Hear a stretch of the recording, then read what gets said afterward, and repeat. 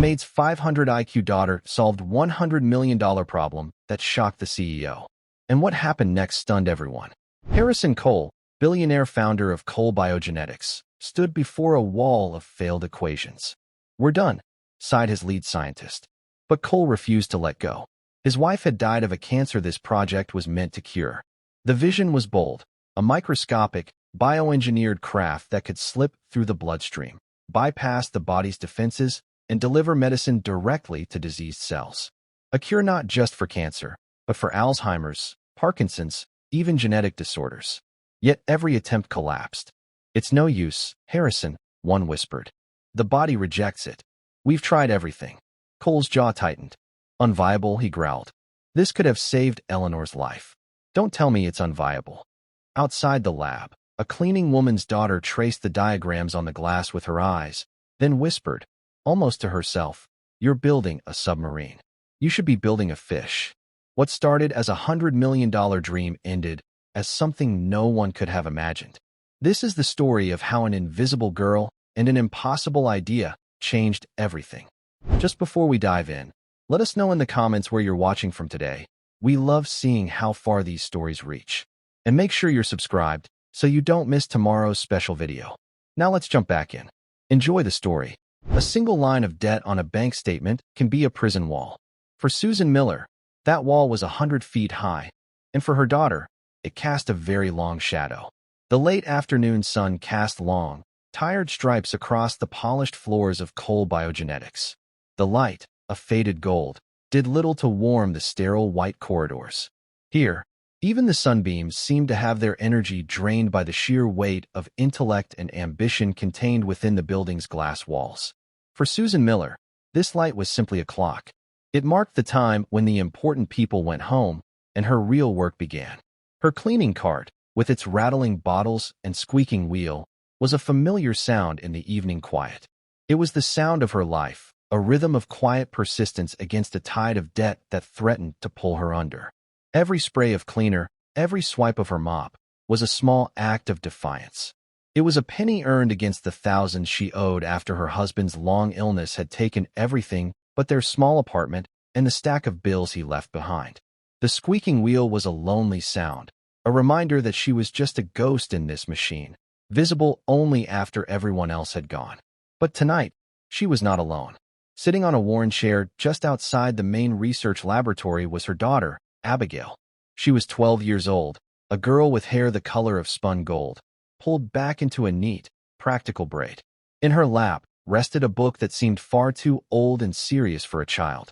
It was a faded olive green manual, its cover softened with age, its pages filled with the dense text and precise diagrams of a bygone era. It had been her great-grandfather's, a field guide from a war fought long before she was born. Abigail, or Abby as her mother called her, traced the lines of a diagram with a thoughtful finger, her brow furrowed in concentration. She wasn't just looking at the book, she was conversing with it. Abby had to come with her mother this week. The elderly neighbor who usually watched her had taken a bad fall, and Susan couldn't afford to miss a single shift. Not with the final notices piling up, their red ink like little shouts of panic. So Abby became her mother's silent companion, a small, quiet presence in a world of microscopes and equations she wasn't meant to see. The rules were simple and unspoken. Be invisible. Touch nothing. Stay where your mother can see you. And Abby was good at the rules. She had a stillness about her, a way of observing the world that was uncommon in a child. She noticed the hum of the servers behind the walls, the way the dust motes danced in the projector beams, the faint smell of ozone from the powerful computers. Her teachers called her observant. Her mother knew it was something more. Abby didn't just see the world. She took it apart in her mind, piece by piece, trying to understand how it all fit together. Susan paused her work, her back sending a familiar throb of protest up her spine. She leaned on her mop for a moment and watched her daughter. A sad, gentle smile touched her lips. Abby never complained about their life.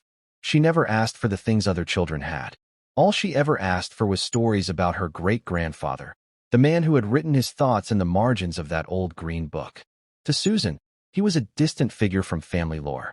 To Abby, he was a teacher, a hero, a friend she had never met. "Just this last lab, sweetie," Susan whispered, her voice a soft echo in the empty hall. Then we can go home. Abby looked up, her blue eyes clear and full of a deep, unchildlike understanding. She nodded, her gaze lingering on her mother's tired face.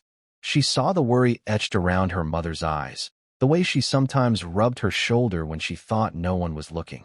Abby wanted to fix it. She wanted to slay the dragon of debt that hounded her mother's steps. But she was just a 12-year-old girl. All she could do was be good, be quiet, and not be another burden. The main laboratory was different from the rest of the building. The air inside felt charged, buzzing with the ghosts of the day's frantic energy. Most of the lights were off, but a single large section at the far end of the room was still brightly lit. It was a glass-walled enclosure, a room within a room, known to the staff as the Crucible. Inside, a small group of people remained. They were the top minds of Cole BioGenetics, and they looked utterly defeated. Papers and empty coffee cups littered a massive conference table. At the center of it all, standing before a floor-to-ceiling whiteboard, was the man who owned it all, Harrison Cole.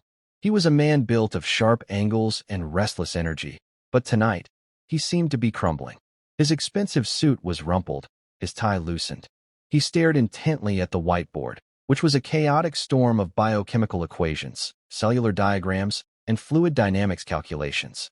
Angry red lines and frustrated scribbles slashed through months of work. His hands were braced against the board as if he were trying to physically hold the failing project together. Susan had seen Mr. Cole before, usually in passing.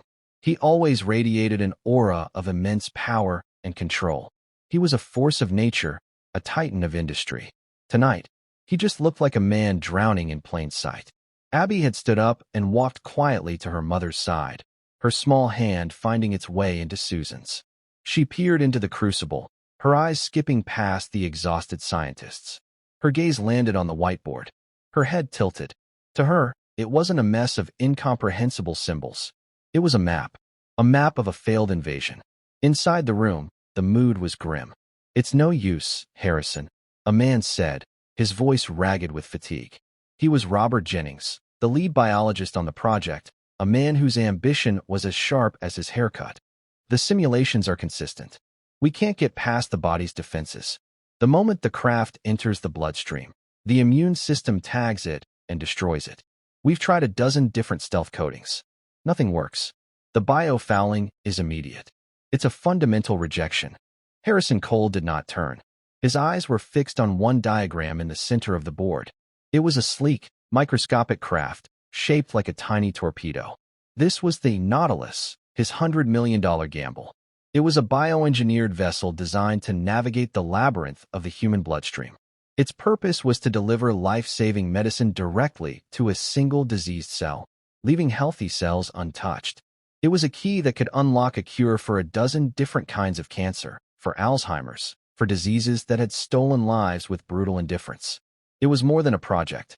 It was a crusade. "The design is sound," Harrison said, his voice a low growl. "The propulsion system works. The delivery mechanism is flawless. We are failing at the front door." "The front door is a fortress," Jennings countered, a note of finality in his tone. "Maybe it's time we admit this fortress can't be breached. At least, not this way. We can report to the board that the core concept is unviable."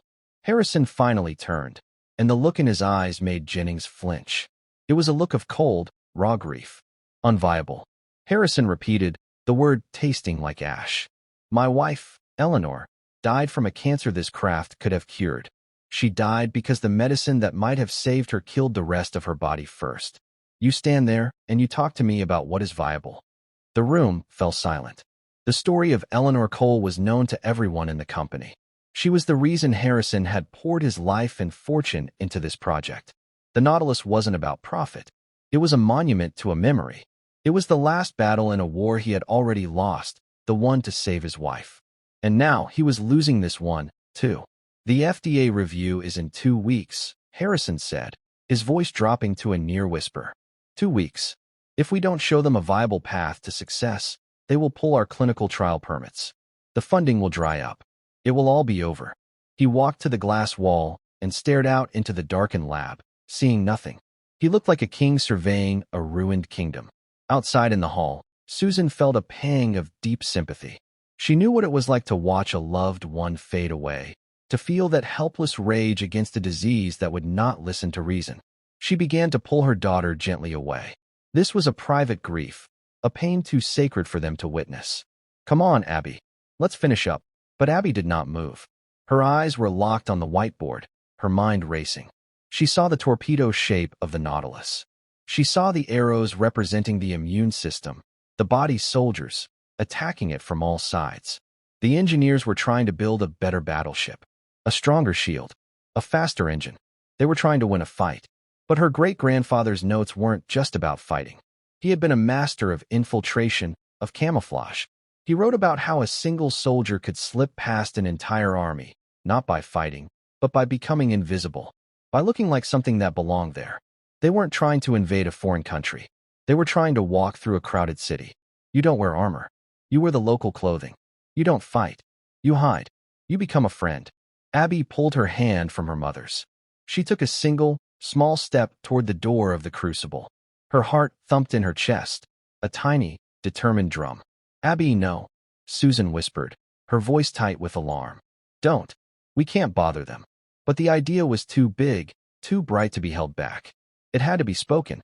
Her voice was quiet, almost hesitant, but it cut through the silence with the simple, unwavering confidence of someone who sees an answer with perfect clarity. "You're fighting it," she said. "You should be hiding." The words were so soft, they were almost swallowed by the vast, empty space. But Robert Jennings heard them. He turned, his face a mask of irritation at the interruption. He saw the cleaning lady, her face pale with apology, and the little girl standing beside her. He let out a short, humorless laugh. "Well, it seems we have a consultant," he said to the others, his voice dripping with sarcasm. Susan rushed forward, her hands finding Abby's shoulders. "I am so sorry, sir," she said, her voice trembling with fear. She could be fired for this. She's just a child. She didn't mean anything. We're leaving right now. I am so sorry. She tried to pull Abby away, but the girl stood her ground. Her gaze went past the annoyed face of Jennings and settled on Harrison Cole, who had turned from the window. He wasn't looking at her with anger. His face was a hollow mask of exhaustion, but in his eyes, there was a flicker of something else. A deep, weary curiosity.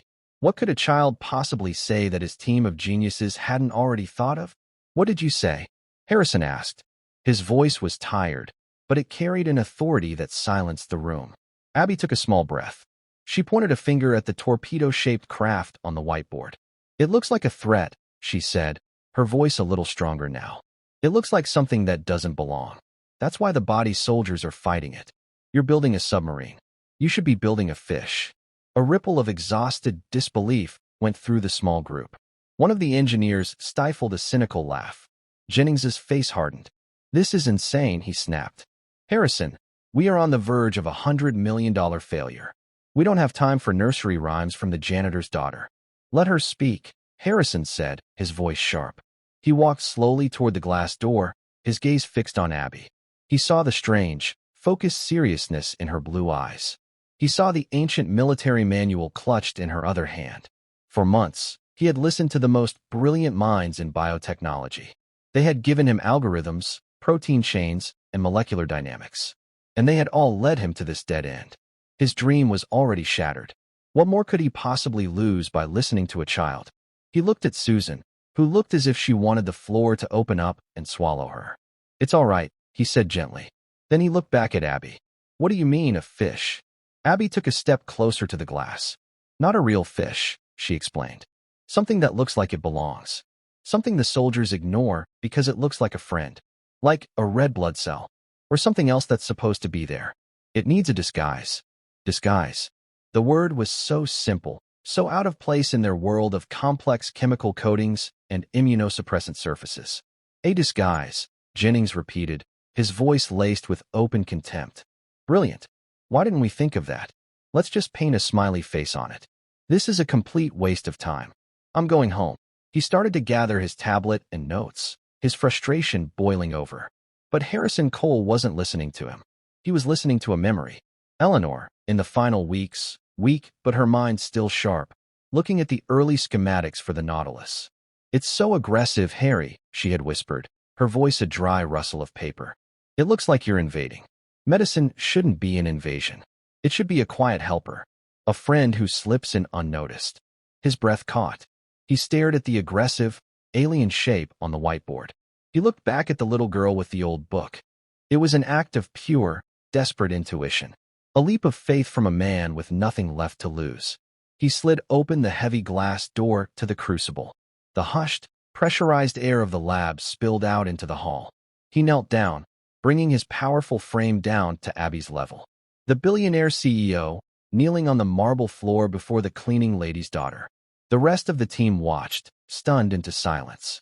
"Show me," Harrison Cole said, his voice thick with an emotion no one could name. "Show me how to build a fish." The room held its breath. Susan stood frozen, her heart hammering against her ribs, a wild mix of terror and a tiny, unbelievable flicker of pride. Her quiet, thoughtful Abby was not afraid. She was looking at the powerful, grieving man with a solemn understanding that defied her age. She walked past Harrison, her worn sneakers making no sound on the floor. She walked directly to the massive whiteboard that had become a monument to failure. She reached up, but her fingers could only brush the very bottom edge. Without a word, Harrison stood and retrieved a heavy chair, placing it in front of the board. "Here," he said softly. Abby climbed onto the chair. She surveyed the chaos of equations. She ignored them all, her eyes searching for a clean space. Jennings watched, his arms crossed, a look of pure disgust on his face. "I cannot believe this is happening," he muttered to the engineer next to him. Abby reached into the pocket of her jeans. She didn't pull out a crayon. She pulled out a simple black marker she'd found on the floor earlier in the evening, one that had rolled under a desk. It was dry, but she shook it hard, and the tip darkened. She turned her back to the room and faced the board. She took a deep breath. She wasn't thinking about the $100 million problem. She was thinking about a chapter in her great-grandfather's book. Chapter 7, Infiltration and Deception. It spoke of mimicry and blending with the environment. She began to draw. She didn't draw another torpedo. She drew something soft, something organic. It was a simple, disc-like shape, like a red blood cell. But then she drew a second layer around it, a shimmering, shifting shell. She drew small arrows pointing to it and wrote 2 words. Protein shell. Then she drew another arrow, pointing from the shell to a list of other cells. Copies host. Next to that, she drew a simple sequence. The craft approaching a larger circle, she labeled target cell. Then she showed the craft shedding its outer shell, revealing the torpedo-like delivery system underneath. The torpedo then docked with the target cell. It was a Trojan horse. It was not a battleship storming the beach. It was a spy, cloaked in a friendly uniform, walking straight through the front gate. When she was finished, she didn't turn to the skeptical engineers. She turned to Harrison. "There," she said simply. "It doesn't fight the soldiers. It wears their uniform. It makes them think it's a friend, just passing by. It only shows its real face when it reaches the one door it's meant to open." The room was utterly silent. The remaining engineers stared at the childishly simple drawing. It lacked any mathematical rigor. It ignored 100 known obstacles. On the surface, it was absurd. Jennings was the first to break the silence, his voice a condescending drawl. "It wears their uniform? That's the solution? We're supposed to build a costume for a nanobot. This is unscientific gibberish." He walked to the board and tapped a dismissive finger on Abby's drawing.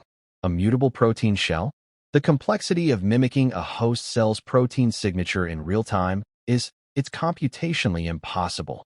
It would require an onboard AI we can't build for another 20 years. It's a fantasy." Another engineer nodded in agreement. "He's right, sir. The concept is elegant, but the practical application is beyond our current technology. It's a nice idea, but it's not engineering." But Harrison Cole's mind was racing. He was stripping away the layers of his own complex knowledge, trying to see it as the child did. Not as an impossible problem, but as a simple answer. "Don't fight. Hide." Eleanor's words. A friend who slips in unnoticed. They had been so focused on creating a perfect shield, they had never considered creating the perfect disguise.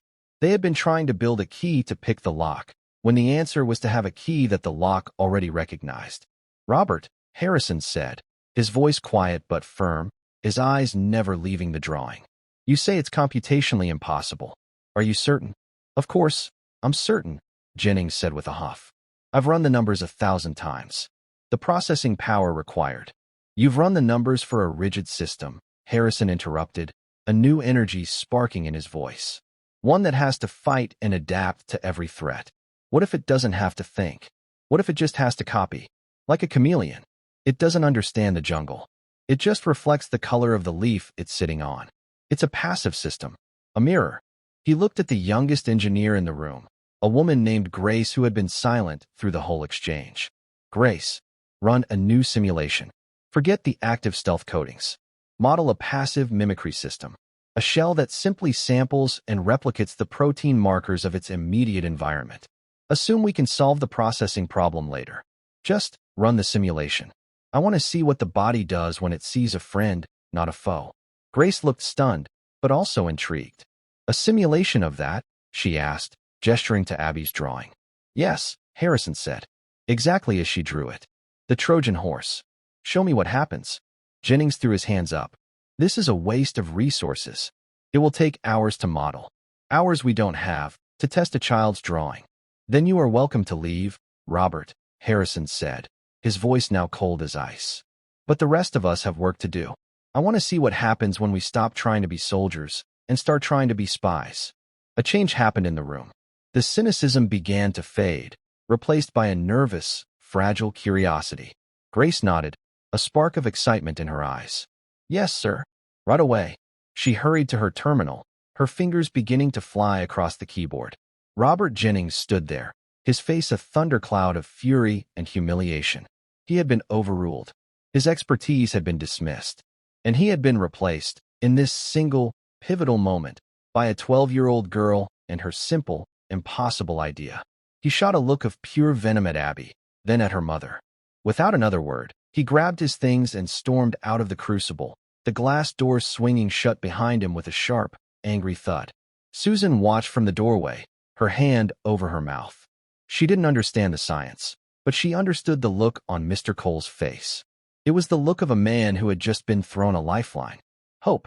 Abby was still on the chair, her small legs dangling. She watched Grace at the computer, then looked at Harrison, who now stood beside her, a guardian watching over her drawing. Why that book? He asked her quietly, nodding toward the old green manual she still held. Abby looked down at it, her fingers tracing the worn cover. It was my great-grandfather's, she said. He was a soldier. But he said the smartest soldiers aren't the ones who fight the best.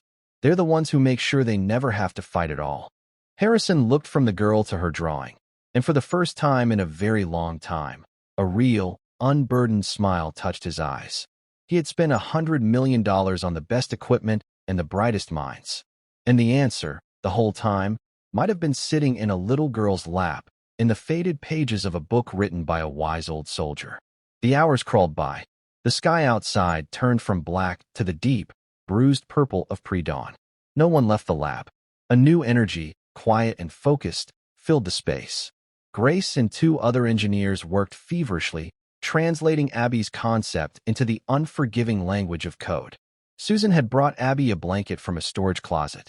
The girl had finally fallen asleep in the big chair, her head pillowed on her arm, the old green book resting in her lap. She was a small island of peace in a sea of frantic activity. Finally, as the first hint of morning light touched the windows, Grace leaned back from her screen. Her face was pale with exhaustion, but her eyes were wide and bright. It's done, she announced, her voice a shaky whisper. The simulation is ready. The room went still. Everyone gathered behind her, their eyes fixed on the massive monitor on the wall. Harrison gently shook Abby's shoulder. Wake up, little spy, he whispered. I think you'll want to see this. Abby's eyes fluttered open. She looked at the big screen. It showed a magnified, digital recreation of a human artery. And floating in the virtual current was the Nautilus. But it looked different now. It was a soft, disc-like shape, shimmering and indistinct, just as she had drawn it. Running the failure scenario, Grace said, her voice tense. Maximum immune response. This is the test that killed the project every single time before. From the corner of the room, a voice dripped with scorn. Robert Jennings had not left. He had been lurking in the shadows of the lab, unable to walk away, needing to see this fantasy collapse. Get ready to watch your little ghost get busted, Harrison. Harrison ignored him. He placed a steadying hand on Abby's shoulder. "Run it, Grace." Grace hit the enter key. On the screen, the new Nautilus moved with the current. It was almost invisible, its shell flickering as it perfectly matched the cells around it. The numbers on the side of the screen, tracking the body's immune response, stayed flat. "All green. Here they come," someone whispered. Digital shapes representing the body's defense mechanisms, the soldiers, began to swarm the area. In every previous simulation, this was the moment of attack.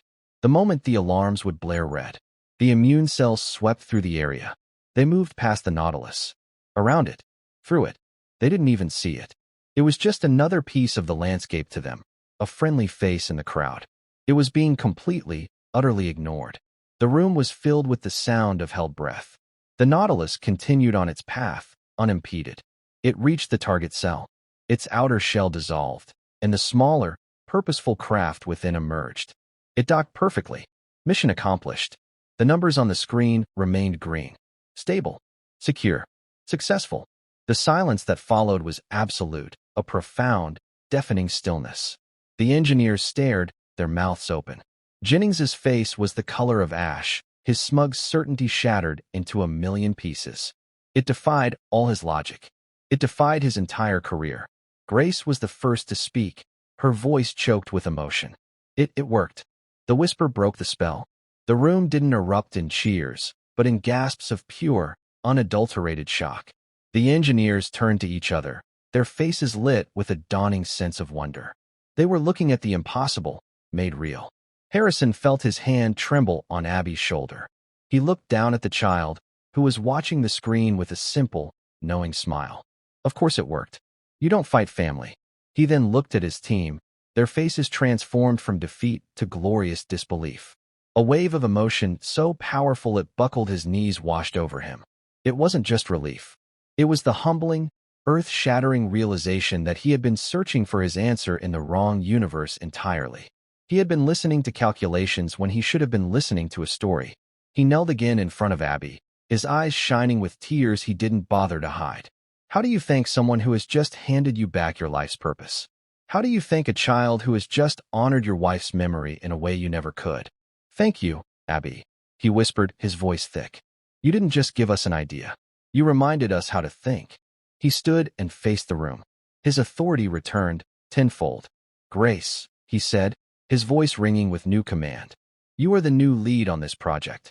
I want a prototype built based on this model. The Trojan horse. Effective immediately." Then, his eyes, hard as steel, found Robert Jennings in the corner. "Robert, you're fired. I want you out of this building in the next 5 minutes. I have no room for a man whose ego is bigger than his imagination." He then turned to Susan, who was now weeping silently, tears of shock and joy and overwhelming relief streaming down her face. "And Madam," Harrison Cole said, his voice now filled with a deep, profound respect, "I believe your daughter has just earned you a promotion. I think we'll need a parent on site. We're creating a new department at this company, the Department of Inspired Solutions, and I'd like you to be its first director." The world, for Susan and Abby Miller, tilted on its axis. The long shadow of debt and despair evaporated in the bright, sudden light of a new morning. Outside the windows of Cole BioGenetics, the sun was rising, and for the first time in a very long time, it felt like a promise. The announcement hung in the air, as stunning and absolute as the successful simulation on the screen. Director. The word echoed in Susan's mind, a foreign term from a world she had only ever viewed from the outside, with a mop and a bucket. She looked at her work-worn hands, then at the powerful, earnest face of Harrison Cole. It felt like a dream, a beautiful, impossible dream that she was afraid to breathe on for fear it might shatter. The engineers, caught in the undertow of Harrison's decisive actions, began to move. Grace, her face a mixture of shock and a dawning, fierce determination, approached Harrison. "Sir," she began, her voice still shaky, I don't know what to say. The lead on the project." "You know what to do, Grace," Harrison said, his tone leaving no room for doubt. "You understood the vision. You didn't let your ego get in the way of the answer. That's what I need now. Not pride, just progress. Build the prototype. Spare no expense. I want a working model by the end of the week." His eyes then fell on Robert Jennings, who was still frozen in his corner, his face a mask of disbelief that was slowly hardening into a cold, calculated fury. Security guards, summoned by a discreet text from Harrison, appeared at the lab doors. They were large men with quiet feet, their presence a stark and final statement. "Mr. Jennings," one of the guards said, his voice polite but firm. "If you'll come with us." Jennings didn't move. He stared at Harrison, then his gaze shifted, landing with a chilling intensity on Abby, who instinctively shrank back behind her mother. It was a look that promised retribution. It was the look of a man who had not been defeated, but merely inconvenienced. He had been publicly humiliated, his career at Cole BioGenetics vaporized in an instant. But a man like Robert Jennings, whose entire identity was built on the foundation of his own perceived brilliance, did not simply accept such a fate. In his mind, this wasn't an ending. It was the beginning of a new war. Without another word, he turned and walked with the guards, his back ramrod straight. The click of the lab door shutting behind him was the only sound. The tension in the room finally broke. The remaining team members let out a collective sigh, the adrenaline of the last few hours giving way to a bone-deep weariness and a giddy, disbelieving joy. They had been on the brink of catastrophic failure. Now, they were on the cusp of the greatest medical breakthrough of the century. Harrison turned his full attention back to Susan and Abby. "Well, Director Miller," he said, a gentle warmth returning to his voice. "Your first official duty is to get some rest. Both of you." He gestured to a sleek black car that had pulled up outside the main entrance, its headlights cutting through the early morning mist. "My driver will take you home. Your new employment contract and a company credit card will be delivered to your apartment by noon. Your salary will be substantial, enough to make any walls of debt disappear." Susan could only nod, tears blurring her vision. She clutched Abby's hand, the small, steady warmth a comfort against the overwhelming strangeness of it all. "And Abby," Harrison said, crouching down once more. He looked at the girl who had seen the answer he and his team had missed. "You've taught me a valuable lesson tonight. Never underestimate the power of a fresh perspective. Your great-grandfather would be very proud." He glanced at the green book still held in her hand. "I'd be honored if you'd let me borrow that book sometime." Abby smiled, a real, bright smile this time. "You can," she said, "but you have to read the chapter on camouflage first." Harrison laughed, a genuine, booming laugh that echoed in the lab. It was a sound that hadn't been heard in these halls for a very long time. "It's a deal," he said. The ride home was a silent, dreamlike blur. As the car whispered through the waking city, Susan kept looking at her daughter, who was staring out the window, watching the world go by as if it were any other day. But it wasn't any other day. Everything was different. The weight that had settled on Susan's shoulders for years, a constant, crushing presence, had lifted. She felt so light she was afraid she might float away. When they got back to their small, cramped apartment, the first thing Susan did was walk to the little kitchen table where the stack of bills sat. She picked up the topmost one, a final notice from the bank, its red letters a glaring accusation. She looked at it for a long moment. Then, with a slow, deliberate motion, she tore it in half. And then in half again. One by one, she ripped up the symbols of her prison until all that was left was a small pile of confetti on the table. She was free. Her daughter had set her free. Meanwhile, in a sterile, minimalist apartment overlooking the city, Robert Jennings was not sleeping. He paced his living room like a caged animal, the fury from his humiliation churning into a cold, sharp-edged plan. He was not a fool. He knew he was finished at Cole BioGenetics. But Harrison Cole and his company were not the only players in the game. The idea, the simple, infuriatingly brilliant idea of cellular mimicry, was now out in the open. And it was an idea worth billions. His mind replayed the scene in the lab. The child's clumsy drawing. The naive talk of hiding and disguises. It was simplistic. It was nursery school logic. But it had worked. The simulation was undeniable. The problem, as Jennings saw it, was the narrative. A 12-year-old girl, the daughter of a cleaner, saves the day with a flash of childish insight. It was a fairy tale. It was sentimental nonsense. The world of high-stakes science and corporate investment did not run on fairy tales. It ran on data, on credentials, on polished presentations, and the authority of experts. Experts like him. He could reshape the narrative. He sat down at his computer, his fingers flying across the keyboard. He began to write, not a letter of resignation, but a proposal. He meticulously reconstructed Abby's idea, but he stripped it of its storybook origins.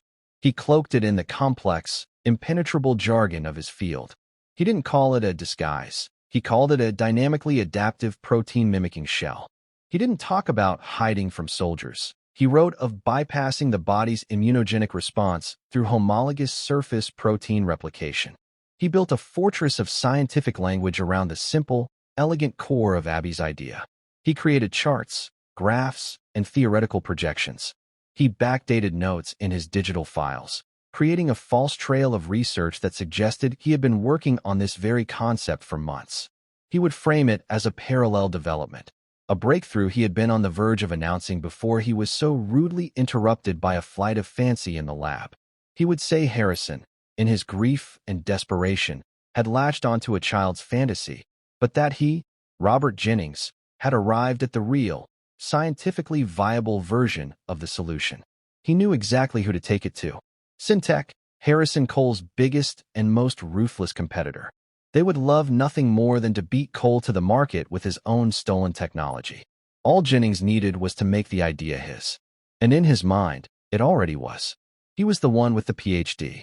He was the one with the decades of experience. The girl had simply been a random, nonsensical catalyst. He had taken her childish scrawl and turned it into science. He had taken her lump of clay and molded it into a masterpiece. Surely, that made it his. By sunrise, his proposal was complete. It was a work of brilliant, calculated theft, a masterpiece of intellectual fraud. He attached it to an email addressed to the CEO of Syntec, a man he knew personally, a man with a reputation for rewarding ambition, no matter how it was acquired. The subject line was simple, a solution to the Cole problem. He hit send. The first shot in his new war had been fired. Susan Miller's first day as the director of Inspired Solutions was one of the most terrifying experiences of her life. She arrived at Cole BioGenetics not through the service entrance, but through the grand front lobby. She wasn't wearing her worn work uniform, but a simple, new dress she had bought that morning with a tremor in her hands. The security guard at the front desk, a man who had never given her a second glance, now stood up and greeted her with a respectful, "Good morning, Director Miller." Her office was on the top floor, next to Harrison Cole's. It was a corner office with sweeping views of the city. It was bigger than her entire apartment. It had a large mahogany desk, a soft leather chair, and a vase of fresh lilies on the windowsill. There was a plaque on the door with her name on it. Susan Miller, Director, Department of Inspired Solutions. She spent the first hour just standing in the middle of the room, her arms wrapped around herself, certain that at any moment someone would tap her on the shoulder and tell her there had been a terrible mistake. Harrison found her there when he came in. He was carrying 2 cups of coffee. He smiled, seeing the look of bewildered panic on her face. "It's a lot to take in, isn't it?" he said gently, handing her a cup. "Mr. Cole, I can't do this," she stammered, her voice barely a whisper. "I'm a cleaner. I don't know anything about directing things. I don't have a degree. I barely finished high school." "Susan," Harrison said, his voice calm and steady. "You have something more important than a degree. You have humility. For months, I've been surrounded by the smartest people in the world, and all they could do was tell me why my idea was impossible. Their pride, their certainty, it made them blind. They were all trying to be the smartest person in the room." He took a sip of his coffee. "Your job, as the director of this department, is simple. It is to listen. It is to find the people who aren't trying to be the smartest, but are just trying to find the answer. It is to protect the Abby Millers of the world from the Robert Jenningses." He gestured to the chair behind the desk. "Your first task is to make this place feel like your own. Your second is to manage your daughter's consulting fee. I'm setting up a trust for her education. A very, very large one. She will never have to worry about money a day in her life. She can study whatever she wants, wherever she wants. And when she's ready, she'll have a permanent home here, if she wants it." He paused, a more serious look on his face. "But there's a third thing, and it's important. Robert Jennings is gone, but the thinking that he represents is not. There will be people in this company who will be resentful. They will say this is a fluke. They will try to undermine you. They will try to reclaim the narrative. Your job is to be the guardian of this story. to remind us all that the most brilliant solutions can come from the most unexpected places. Susan sat down in the soft leather chair. It felt like sinking into a cloud. She looked out the vast window at the city spread below her. For her entire life, she had been invisible, cleaning up the messes left behind by other people. Now, she had been asked to sit at the table, not because of what she knew, but because of who she was, a mother who had raised a daughter to see the world not as it was, but as it could be. "Okay, Mr. Cole," she said, her voice finding a new, quiet strength. "I'll try." "Harrison," he corrected her with a smile. "We're colleagues now." Down in the main lab, the atmosphere was electric. Grace, now in charge, was directing her team with a newfound confidence. They were no longer trying to solve an impossible problem. They were building an elegant solution. They worked with a joyful intensity, the memory of the successful simulation pushing them forward. Abby's simple drawing was no longer on the main whiteboard. It had been carefully moved to a smaller one and placed in a position of honor in the center of the lab, a constant reminder of their new direction. No one mentioned Robert Jennings. It was as if a toxic cloud had been lifted from the room. His brand of cynical, ego-driven science had been replaced by a collaborative, open-minded spirit of discovery. But across the city, in the gleaming headquarters of Syntech, that toxic cloud was beginning to reform. Jennings's email had landed on the desk of a man who saw the world not in terms of science or humanity, but in terms of market share and competitive advantage. He read Jennings's proposal, his eyes gleaming with predatory interest. The science was dense, but the opportunity was crystal clear. It was a key to a billion-dollar kingdom, and Robert Jennings was handing it to him on a silver platter. He picked up his phone.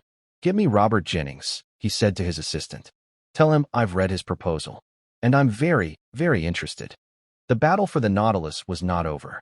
It had just begun, and the soul of the invention, the simple, honest truth of its origin, was now in danger of being lost forever, buried under a mountain of lies. Harrison Cole had a solution, but he was about to discover he had a much bigger problem. A problem of a stolen story. A problem that would threaten to unravel everything. And he would soon realize that to save his company, he would need more than a scientific breakthrough. He would need to prove that a little girl with an old book was not just a fairy tale, but the undeniable, unshakable truth. The next 2 days at Cole BioGenetics were filled with a quiet, focused joy. The dark cloud of failure had been replaced by the bright, clean light of purpose. In the main lab, Grace and her team worked with an almost religious fervor. The Trojan horse, as it was now affectionately called, was moving from a simulation to a physical reality with astonishing speed. Microfabricators hummed, and complex protein chains were synthesized. The energy was that of a team that knew they were no longer just doing a job. They were building a miracle. Susan, meanwhile, navigated her new reality with a sense of profound unreality. She spent hours in her vast, quiet office, not directing, but learning. She read every file on the Nautilus project, not to understand the complex science, but to understand the story, the people, the years of hope and frustration that had led to that one fateful night. She was no longer a ghost in the machine. She was becoming its heart, the keeper of its most important memory. Abby came to the office with her after school. She was no longer relegated to a chair in the hallway. She had a small desk in her mother's office, where she did her homework. But often, she would be invited down to the lab.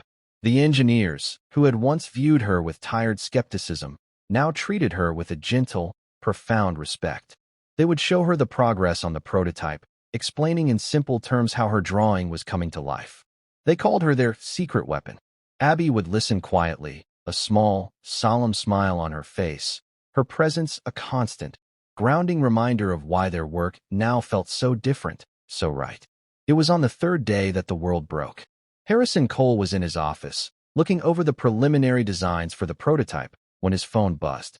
It was a news alert from a major financial journal. The headline was a gut punch. Syntech announces revolutionary breakthrough in nanomedicine. Unveils the chameleon. Harrison's blood ran cold. He clicked the link. The article was accompanied by a picture of a smirking Robert Jennings, standing beside Marcus Thorne, the notoriously predatory CEO of Syntech. The article was filled with quotes from Jennings, who claimed to have been working on a paradigm-shifting concept for the past year. He described a bionanite capable of dynamic environmental mimicry, a craft that could cloak itself in the body's own cellular language to evade the immune system. It was Abby's idea. Her beautiful, simple, world-changing idea, twisted and repackaged in the arrogant, self-serving language of a thief. "They're calling it the chameleon," Harrison whispered to the empty room, the words tasting like poison. The name was a confession. It was a direct, cynical theft of the core concept. His intercom buzzed. It was his head of legal. "Harrison, have you seen the news? Syntech filed a comprehensive patent portfolio this morning. It covers everything. It's the Trojan horse. They've stolen it." Harrison stood up and walked to the window, his hands clenched into white-knuckled fists. The view of the city, which had seemed so full of promise just moments before, now looked gray and hostile. This wasn't just corporate espionage. This was a violation. Jennings hadn't just stolen a blueprint. He had stolen a piece of magic and was trying to sell it as a cheap trick. He had taken a story about a little girl and her great-grandfather and was trying to erase it from the world, replacing it with a lie about his own solitary genius. "Get everyone in the boardroom in 5 minutes," Harrison said, his voice dangerously calm. "Grace, her team, and get Susan Miller. Now." The mood in the boardroom was funereal. The team, who had been riding a wave of exhilarating success, now looked shocked and betrayed. The news article was projected onto the large screen at the front of the room, Jennings's triumphant face mocking them. "How?" Grace asked, her voice trembling with a mixture of rage and confusion. "How could he do this? He was here. He heard the girl. He saw the drawing. How can he claim this as his own? Because he's a narcissist who believes any idea in his vicinity belongs to him," Harrison said, his voice cutting through the room like a shard of glass. "He's banking on the world believing the story of a celebrated scientist over the story of a cleaning lady's daughter. And in our world, that's usually a safe bet." He looked at Susan, who was sitting at the long mahogany table, her face pale. She looked terrified, but also something else, resolute. She was no longer just a cleaner caught in the crossfire. She was the director of Inspired Solutions, and her daughter's inspiration had just been stolen.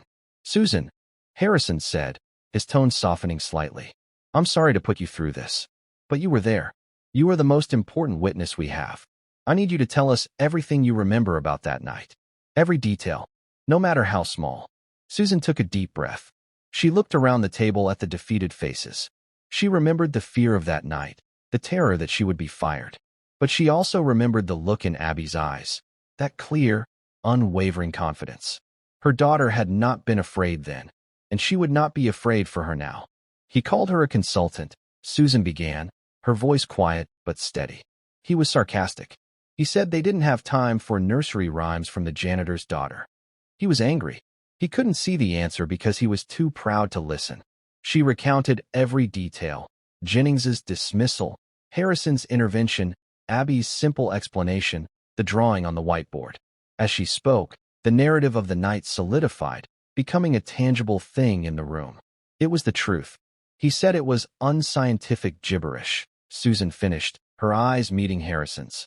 Those were his exact words. Harrison nodded slowly. "Thank you, Susan. That's exactly what we needed to hear." He turned back to the rest of the team. He didn't just steal the what, he stole the how. The very origin of the idea is what proves the theft. Syntech and Jennings have built their entire claim on a lie. A lie about a lone genius having a sudden breakthrough. But breakthroughs don't happen that way. They happen when someone is humble enough to see a simple truth everyone else has missed. He paced the room, a new fire in his eyes. "They want to fight a patent war? Fine. We'll give them a war. But we're not going to fight them in the courtroom. Not at first. We're going to fight them in the press. We're going to fight them with the truth. We are going to tell the world the real story of the Trojan horse. We're going to tell them about Abby." A murmur of uncertainty went through the room. Exposing a 12-year-old girl to a brutal corporate media storm? It felt wrong. "Harrison, is that wise?" Grace asked tentatively. "She's a child. They'll tear her apart. They'll call her a prop, a publicity stunt. They will try," Harrison agreed. "Which is why we have to be very, very careful. But they have left us no choice. They have made the origin of this idea the entire battlefield. If we let his lie stand, we don't just lose a patent. We lose our soul. We let the world believe that ideas only come from men in lab coats, not from anywhere else. We dishonor the very spirit of the breakthrough. He stopped pacing and looked directly at Susan. This has to be your choice, Susan. And Abby's. I will not force either of you to do this. We can fight this legally, behind the scenes. It will be a long, ugly, and uncertain battle. Or, we can tell the truth, publicly. It will be fast, brutal, and just as uncertain. But I believe it's the only way to win. Susan thought of her daughter, sleeping peacefully at home, unaware that a war was about to be fought over her beautiful mind. She thought of the condescending sneer on Robert Jennings's face. She thought of the pile of shredded bills on her kitchen table. This wasn't just about a patent. It was about justice. It was about her daughter's name. "We'll do it," Susan said, her voice filled with a mother's fierce, protective certainty. "He will not get away with this. He will not steal my daughter's story." Harrison nodded, a look of profound gratitude on his face. "Good," he said. "Then that's what we'll do." His eyes then drifted to the window, a thought beginning to form. But a story is only as strong as its proof. It's not just her word against his. He turned back to Susan. "That book," he said. "The one Abby was holding that night. Her great-grandfather's military manual. Does she still have it?" "Of course," Susan said. "She never lets it out of her sight." "I need to see it," Harrison said, the urgency clear in his voice. "I need to see the chapter that gave her the idea. I need to see the soldier's words." He realized, in that moment, that their most powerful weapon in this billion-dollar war of technology and lies wasn't a patent lawyer or a PR firm.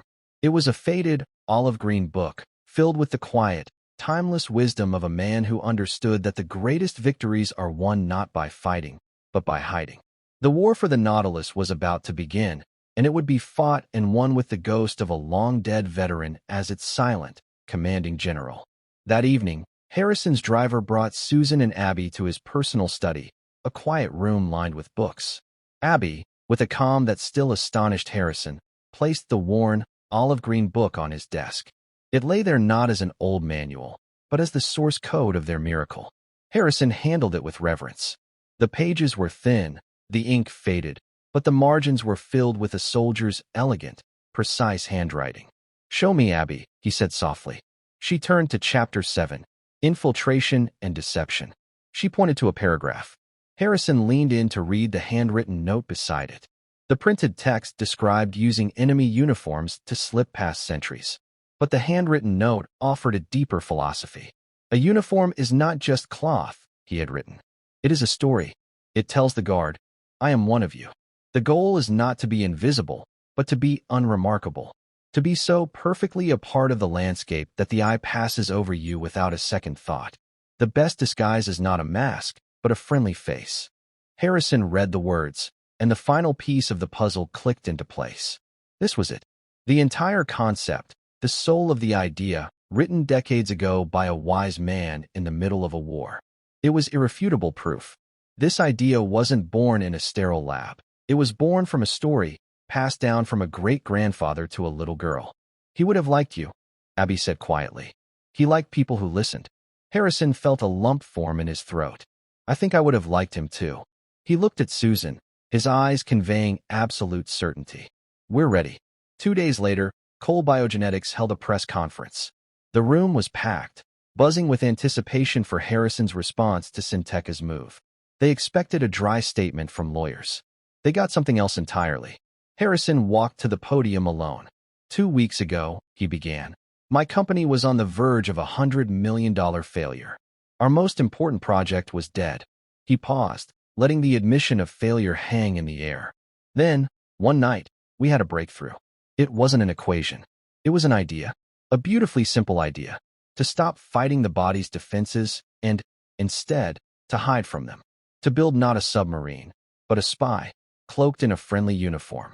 He saw a flicker of recognition in the reporter's eyes. "Yesterday," Harrison continued, his voice hardening, "our competitor, Syntec, announced that they had this very same idea. Their former lead scientist, a man I fired for his lack of imagination, Robert Jennings, claims to have developed it himself. This is a lie." The room erupted. Harrison held up a hand for silence. Mr. Jennings did not develop this idea. He ridiculed it. He called it unscientific gibberish and a nursery rhyme. The idea for our Trojan horse project came from the 12-year-old daughter of one of our janitorial staff. The room exploded again. Harrison turned. I'd like you to meet the real inventor of this technology. Please welcome Ms. Abigail Miller and her mother, our new director of Inspired Solutions, Susan Miller. Susan and Abby walked onto the stage into a storm of camera flashes. Susan held her daughter's hand, her head high. Abby, clutching her great-grandfather's book, looked out at the sea of faces with a simple, solemn curiosity. Harrison knelt beside her. Abby, he said into the microphone, can you tell these people what you told me? Abby's clear voice carried a surprising authority. I told them they were building a submarine. They should have built a fish. Or a friend. She held up the book. My great-grandfather was a soldier. He wrote that the best way to get past a guard is to wear a friendly face. She opened the book to the page. A camera zoomed in, projecting the faded text and the elegant, handwritten note onto the giant screen behind them for the entire world to see. The story was undeniable. It was perfect. It had the one thing Robert Jennings's lie didn't, a soul. It was a story of a hero, a mother's struggle, and a child's brilliant, inherited wisdom. Against that, a thief's complicated jargon stood no chance. The narrative exploded. The tale of the Maid's 500 IQ daughter was infinitely more compelling than the story of a disgruntled scientist. Abby became an overnight folk hero. For Syntech, it was a public relations apocalypse. Their stock plummeted. Facing a tidal wave of public outrage, their CEO fired Jennings and retracted the patent, blaming the deplorable actions of their former employee. The war was over. The truth had won. 6 months later, the late afternoon sun cast warm stripes across the floors of the newly christened Eleanor coal wing. The first human trials of the Trojan horse, now officially Project Eleanor, were scheduled to begin next month, years ahead of schedule. Harrison stood by his office window, watching the city lights twinkle. Susan Miller walked in, carrying a folder. She was no longer a ghost in these halls, but moved with a quiet confidence, the guardian of the company's new culture. Her department had become a hub of innovation, a place where no idea was dismissed. The final schematics for the production model, Harrison, she said warmly. Thank you, Susan, he replied. They stood in comfortable silence, colleagues and friends. Down in the lobby, Abby was showing a security guard a passage in her great-grandfather's book. She was still a 12-year-old girl who loved old books, but now, the world listened when she spoke. Her future, once a narrow path, was an open field of endless possibility. Harrison looked from the folder in his hand, the culmination of his wife's memory and a child's wisdom, to the woman standing beside him. He had been saved not by a formula, but by a story. He had learned that the greatest walls are not built of scientific problems, but of pride, and that sometimes the only way to break through is to be humble enough to listen to a voice from a place you never thought to look, a voice that speaks a simple, timeless truth. You don't need a bigger sword. You just need a better disguise, a friendly face. And that's where we'll end the story for now. Whenever I share one of these, I hope it gives you a chance to step out of the everyday and just drift for a bit. I'd love to know what you were doing while listening. Maybe relaxing after work, on a late-night drive, or just winding down. Drop a line in the comments. I really do read them all. And if you want to make sure we cross paths again, hitting like and subscribing makes a huge difference. We are always trying to improve our stories, so feel free to also drop your feedback in the comment section below. Thanks for spending this time with me.